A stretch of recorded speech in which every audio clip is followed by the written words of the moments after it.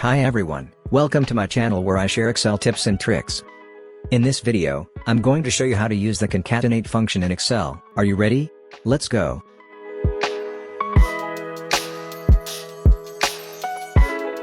The concatenate function is used to join two or more text strings together.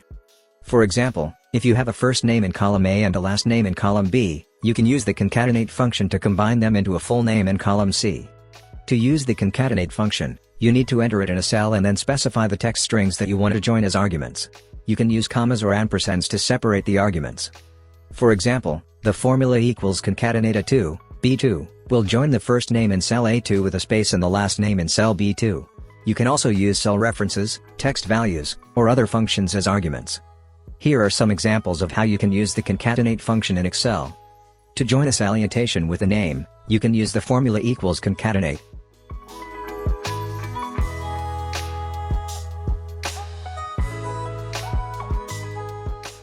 To join a date with a text string, you can use the formula equals concatenate.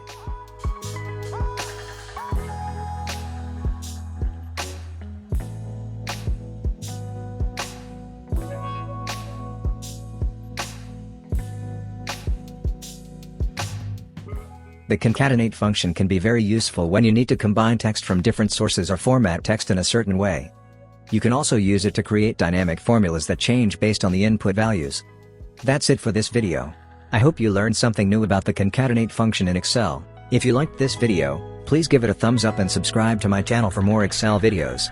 Thanks for watching and see you next time.